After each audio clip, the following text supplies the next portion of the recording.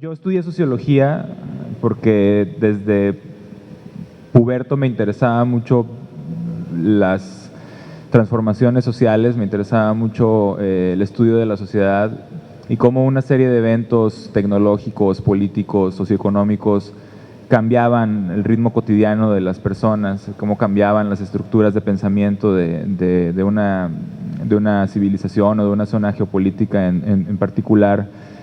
Y bueno, estudié sociología y adquirí como muchas herramientas teóricas y metodológicas para hacer esto, pero luego me di cuenta de que la sociología es un mundo súper aburrido, ¿no? Es un mundo como bien cerrado. Los sociólogos son gente que escriben para otros sociólogos y eso no me gustaba, ¿no? O sea, estaba como un poquito frustrado porque las investigaciones que desarrollaba pues, se quedaban siempre ahí en el archivero de la universidad o de mi tutor y era algo como bien triste, ¿no? Y encontré en el arte una beta muy interesante que me permitía llevar estas investigaciones por otro rumbo, ¿no? Que me permitía realmente generar un diálogo intersubjetivo con la comunidad, a diferencia de estos ensayos aburridos sociológicos, ¿no? Que, repito, solamente entienden otros sociólogos. Y yo parto mucho del trabajo de algunos pensadores como Paul Feyerabend, que escribe un libro en los años 70 que se llama Contra el método y que precisamente propone eso, ¿no? Como desactivar esa ortodoxia científica de partir el universo en disciplinas científicas, ¿no? Y tener un rigor como súper estricto para llegar al conocimiento científico. En Contra el método, él rompe el paradigma de la ciencia como el monopolio de la verdad y empieza como a evidenciar los grandes errores de la ciencia. Justo en esa época el arte vivía un proceso de desmaterialización también y de como estaba como transformándose el mundo objetual del arte, el arte conceptual vivía así como su época de oro. Y en ese cruce de la crisis de la ciencia y de la crisis del arte, como se venía entendiendo como hacedores de objetos o constructores de objetos, es cuando viene un punto de quiebra en el cual algunos artistas empiezan a trabajar entendiendo el papel del artista más como un etnógrafo social que como un generador de verdades o como un, digamos, el control monopólico de la belleza, de las experiencias sublimes, qué sé yo, ¿no? Esto no debía estar. Bueno, igual les platico. Estas son algunas de las referencias que tiene mi trabajo. Es un colectivo de Dinamarca que se llama Superflex, que a mí me gusta muchísimo y que trabaja siempre con proyectos que van más por esta línea, ¿no? No les interesa como la creación de objetos, ya sean pinturas, esculturas o fotografías, sino generar proyectos que tengan un impacto social distinto, ¿no? Que generen repito, un diálogo intersubjetivo con la comunidad hacia la cual va dirigido. Este proyecto se llamó Superliken, es un proyecto que hicieron el año pasado y terminó este año. Y ellos lo que hicieron fue pedirle a las personas de todos estos países que mandaran como el emblema cultural de su país, ¿no? Como cuál es... bueno, primero hicieron una investigación de dónde eran los migrantes que habitaban en Copenhague y a partir de esto le piden a gente que vive en estos países que manden como un icono de esta cultura, ¿no? México, Rusia, Chile, Cuba, y estas personas mandan una imagen del icono que consideran como lo más representativo de su país, y en un lote baldío que había en medio de Copenhague ellos construyen un parque que tiene como atractivos o como símbolos todos estos elementos que mandaron de todos estos países. Entonces digamos que es como un parque de las culturas, ¿no? Estos protectores de Etiopía, los estacionamientos de bicicletas de los gays en San Francisco, las alcantarillas del Líbano que estaban destruidas por la guerra. Y bueno, es que me equivoqué un poquito, les voy a platicar. Bueno, sí les voy a platicar para que Isaac no tenga tiempo de hablar. Me gustan mucho proyectos como el de Christoph Schlineck. ¿Cómo se pronuncia, Andrea, ese apellido? Tú que sabes alemán. Schlingensief. Yo siempre le digo Christoph Schlineck. Este chavo hace un proyecto bien padre en Austria. Él hacía teatro, hacía óperas, hacía cine y hacía arte conceptual también. Y él hace un proyecto en Viena que a mí me gustó mucho, que se llama Please Love Me Austria. Él, hagan de cuenta que hizo como un Big Brother, como un reality show, donde mete en un búnker, así en la plaza central de Viena, a 13 inmigrantes. Un senegalés, un hongkonés, un chino, un etiopí. Y somete a votación pública quién se queda y quién se va. Había un premio que era una residencia, una visa de trabajo para vivir en Viena, pero el resto de las personas se tenían que ir deportadas, ¿no? Entonces juega mucho con este formato como de los programas televisivos como el Big Brother.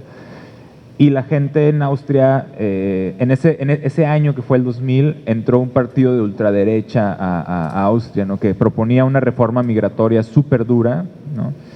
Y lo que hace él es, como en ese preciso momento, en esa coyuntura tan importante política, lanzar este proyecto. Y lo que logra es lo que llama Peter Sloterdijk como un filtro de mugre, ¿no? O sea, este proyecto lo que hizo fue sacar lo mejor y lo peor de la gente en Austria, ¿no? Como cuando cuelas un licuado de nopal y te queda toda la basura que tiras y el juguito te lo tomas. Este proyecto hizo algo parecido con la sociedad en Austria, ¿no?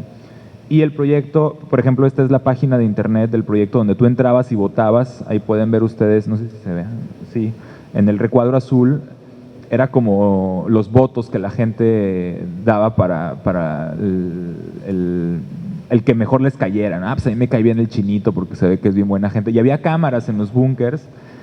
Y lo que pasó fue que sacó el proyecto a relucir un chorro de tensiones en Austria, ¿no? O sea, porque empiezan a ir gente como neonazis y gente de ultraderecha a pedir que no corran, que los corran a todos y que no dejen a nadie, ¿no? Pero también empiezan a ir estudiantes, activistas que dicen que esta pieza es una burla y que es una cosa absurda y que quieren que los liberen a todos y que les den su visa a todos y no solamente uno. Entonces empieza a haber una gran participación pública, que es lo que me gusta de este tipo de proyectos, porque detonan una discusión que no pudieron haber logrado ni la mejor ONG, ¿no? Así que buscara defender los derechos civiles de los inmigrantes, ¿no? El programa lo que buscaba era artistas que propusieran proyectos que partiendo del arte generaran un diálogo con otras ciencias o disciplinas para producir un proyecto, ¿no? Entonces, en mi caso, yo proveniente de la sociología, yo voy a proponer un proyecto buscando esto, ¿no? Como parasitar en distintos campos de conocimiento para obtener lo mejor de cada uno de ellos, integrarlos a mi proyecto y que el proyecto sea como mucho más rico. Esto se ha propuesto desde hace muchos años. Edgar Morin, un filósofo francés, tiene una serie de libros sobre la teoría de la complejidad donde hablaba de que entre más cuerpos de conocimiento entren a la investigación de un tema, pues va a ser siempre mucho más rico. Rem Koolhaas, este arquitecto holandés, en su despacho de arquitectos, él se da cuenta de que pues, él puede ser como un arquitecto muy bueno, pero que hay cosas que va a perder de vista por no conocer otros campos de conocimiento y empieza a incorporar a su despacho ambientalistas, médicos, físicos, químicos, y cuando obtiene un proyecto, pues no sé, vamos a construir un edificio en el centro de Culiacán, ¿no? Pues él necesita un historiador, ¿no? Para que le explique qué es Culiacán, ¿no? Que le explique qué simboliza tal color, qué simboliza tal forma. Necesita un médico que le explique cuál es como la fisonomía que necesita ese lugar para los culiches, si es la toponomía, culichis, ok. Necesita un ambientalista, necesita un químico para ver el pH de la tierra, y su proyecto entonces se vuelve como redondo, ¿no? Eso es un poquito el riesgo que toma el programa Vancomer con los proyectos que eligen para la segunda edición, buscar artistas que estuvieran proponiendo estas líneas de trabajo. Yo venía trabajando con el tema de la violencia, las redes sociales en mi ciudad. Este es un proyecto que se llama El mapa no es el territorio, es un video que es un recorrido por todos los lugares donde ha habido asesinatos feos en la ciudad de Torreón, asesinatos como masivos. Este fue un lugar de bailes donde mataron a 70 personas, un día que llegaron a fumigar, así como... Este es Las Juanas, que es un lugar donde mataron a menos, mataron como 40 el día de la inauguración. Y así todos los lugares, este fue un centro comercial que cerró porque explotó una bomba un día y pues ya no lo volvieron a abrir. Este es el puente predilecto donde cuelgan a los chavos que andan mal. Y el video es igual y se los pongo al rato si hay posibilidad de que de la compu salga sonido. Es una chava que está como huyendo constantemente de la ciudad, pero no puede salir de ella, es como una ratonera, ¿no? Y plantea el proyecto como una serie de acontecimientos sociales, políticos, económicos, puede redireccionar el sentido de una ciudad, al menos en su plano como urbano, ¿no? No sé qué pase aquí, por ejemplo, pero a Las Juanas ya nadie quería pasar por ahí, ¿no? Como que se estigmatiza el lugar y la gente le teme simplemente a voltear a verlo por saber lo que ocurrió ahí, ¿no?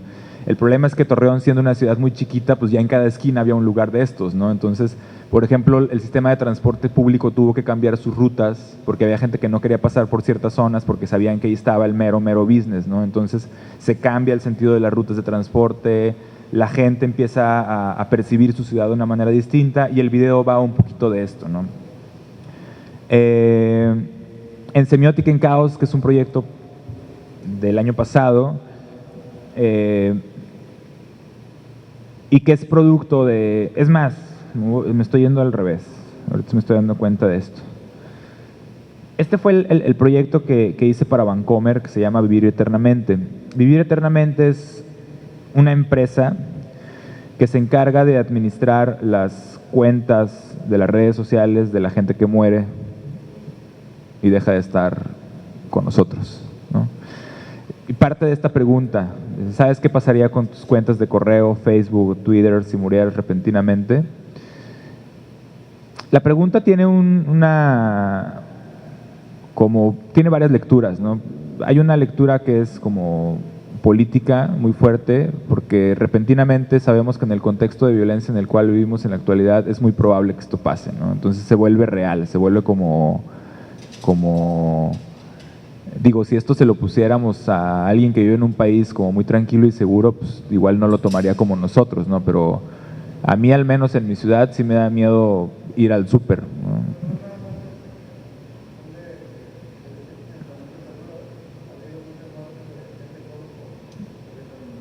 Claro. Sí, por andar mezclando Red Bull con vodka o cosas así, ¿no? O por meterse cochinadas o por tomar agua de Sonora, ¿no? Que dicen que el agua de Sonora hace a la gente más débil, pero no se han dado cuenta todavía. Yo lo leí, no es broma. En el Deforma. No, sí es cierto eso. En Durango, por ejemplo, no sé si aquí hay alguien de Durango. La gente de Durango se distingue porque tiene los dientes amarillos, pero así horribles, por el agua. Entonces, En Torreón también es una bronca el agua con arsénico. Pues sí, por cualquier cosa. El chiste es que la gente se está muriendo, ¿no? Y yo lo que quería era que la gente reflexionara sobre sus cuentas en redes sociales. Ahorita le platicaba a la chica del periódico, ya se me olvidó el nombre, El Noroeste, que cuántas cosas almacena uno en sus redes sociales y qué importancia tienen las redes sociales en la sociedad contemporánea. Al principio yo les mencionaba que a mí me interesa mucho estudiar ciertos fenómenos sociales que modifican por completo nuestras nociones de muchas cosas, modifican nuestra cotidianidad. A mí me impacta mucho, por ejemplo, cómo la proliferación de imágenes en Facebook y de fotografías distorsiona nuestro sentido de la memoria, ¿no? Yo pongo de ejemplo, cuando yo estaba en secundaria, que no fue hace tantos años, de secundaria yo tengo 15 fotos, porque uno tomaba una foto de un día importante, ¿no? El día de la posada o el día que presentábamos la feria de ciencias y conservabas una foto o 2 fotos, ¿no? Y ahora 15 fotos toman los chavitos de cada clase, ¿no? Así como de la gordita que se cayó en el piso y 20 fotos en Facebook y los novios besándose en el balcón y 30 fotos, ¿no? Y la noción de memoria creo que cambia mucho al respecto. Pero a mí no me interesaba en ese momento más que el tema de la muerte. Muere un amigo mío en 2009, a finales, y entro a su Facebook como 4 días después y estaba atiborrado de comentarios, ¿no? Así, pero atiborrado, ¿no? O sea, todos sus amigos le estaban poniendo como, ay, amigo, ¿dónde estás? Te extraño, ¿por qué te pasó esto a ti siendo tan guapo y joven, etcétera, etcétera? Y me empiezo a dar cuenta de que pasa lo mismo con cada persona que muere y que tiene Facebook, ¿no? Se convierte como en una suplantación del espacio sagrado, se convierte como en una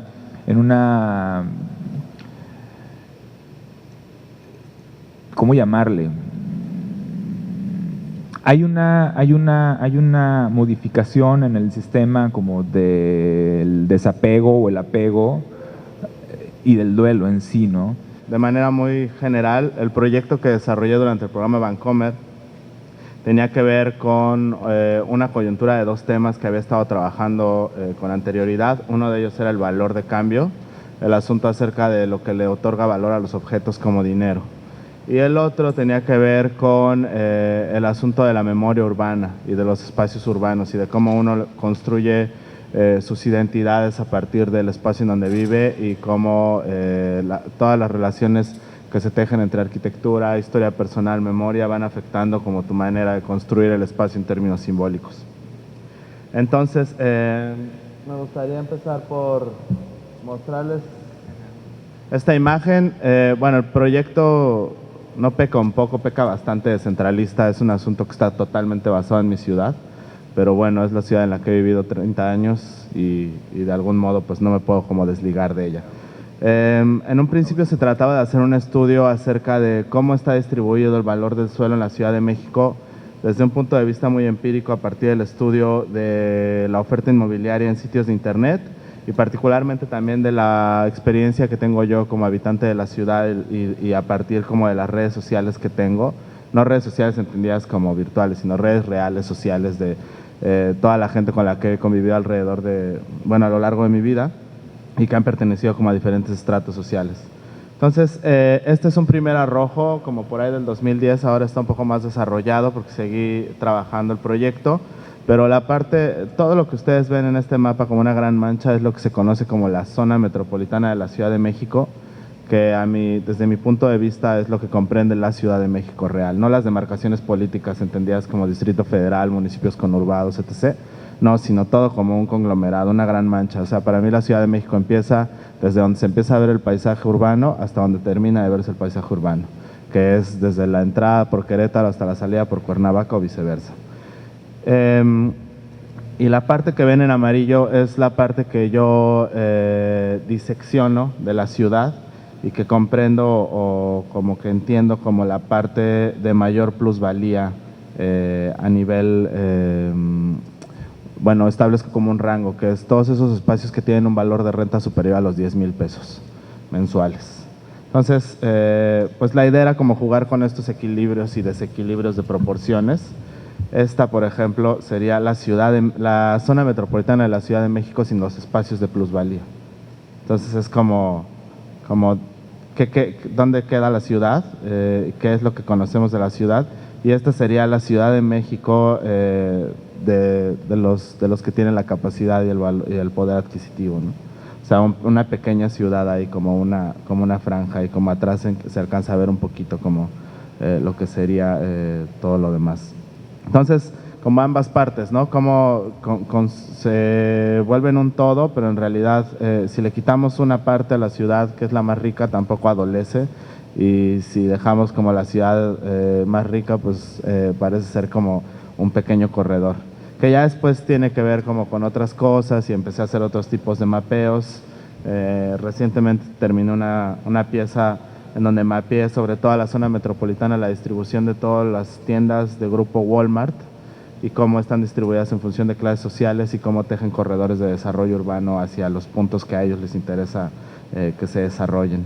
Entonces, el proyecto me llevó a empezar a investigar asuntos relacionados con la historia de la arquitectura, la vivienda social, el derecho a la vivienda como uno de los derechos fundamentales de la Carta de Derechos Humanos Universal y entonces también como de la Constitución mexicana. Y empecé como a investigar acerca de documentos. Entonces, mi investigación me llevó a un documento que es este, que, déjenme abro esto.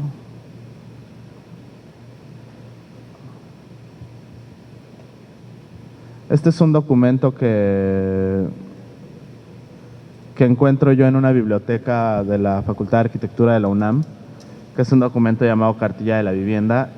Y bueno, se trata de un documento bellísimo a mi punto de vista, porque nace como un proyecto posterior a la cartilla de alfabetización creada por el gobierno de Lázaro Cárdenas, que era como la cartilla de alfabetización era un manual que se repartía en todas las regiones del país para enseñar a leer a la gente. Posterior a esto, por ahí de 1950, la Sociedad de Arquitectos de México se reúne para discutir el tema de la vivienda y determinan crear esta cartilla de vivienda como una iniciativa desde la sociedad civil para instruir a la gente en la construcción de sus casas. Al mismo tiempo que la Ciudad de México empieza a expandirse hacia el oriente y hacia el norte de manera descontrolada a raíz de las políticas locales de expulsar a la industria de la Ciudad de México y echarla hacia el Estado de México, que les otorgaba más concesiones en términos tanto ambientales como industriales. Entonces empieza a crecer la ciudad de manera desacelerada, desorganizada, hacinada, y estos cuates hacen este documento. Y yo me encuentro el documento y me parece que es como un documento base, que está un poco olvidado, un poco perdido, porque incluso en la misma biblioteca solo hay 2 copias del documento, ¿no? Es la biblioteca de arquitectura más importante del país. Entonces le empiezo como a dar vueltas al documento y digo, pues tengo que hacer algo como con este libro, ¿no? Me parece que es importante rescatarlo, me parece que tiene mucho que ver con lo que estoy empezando a investigar, y entonces después de darle 1000 vueltas, este es el libro original y esta es la copia. Después de darle como muchas vueltas, por una razón como muy intuitiva, decido fotocopiarlo, escanearlo y reproducirlo. Y hago un tiraje limitado de 50 copias de las cartillas y me las quedo y digo, en algún momento tengo que hacer algo con estas cartillas, ¿no? Esta es la cartilla en general. O sea, va por secciones, entonces te va instruyendo y también se supone que es adaptable a regiones. Entonces la idea es que si a ti te llega a la zona norte con un clima determinado o a la zona sur con un clima determinado, tú como instructor puedes escoger cuáles son los capítulos que le tienes que mostrar a la gente y cuáles no, cuáles están de más. Y es una cosa muy padre porque el libro empieza con el espacio mínimo que requiere un ser humano para vivir, que son 16 metros cuadrados, y cuáles son las proporciones que debe de tener hacia arriba, hacia los lados, ventanas, espacio, puerta, etc., etc. Y así va cómo hacer un adobe, cómo hacer un tabique, cómo hacer una viga, cómo hacer una columna, cómo cimentar, cómo etc. Y al final termina con un método de instrucción de cómo generar un presupuesto, un financiamiento y una organización colectiva de trabajo para que las mujeres y los hombres se dediquen a producir la vivienda, mientras unos trabajan y otros están en casa.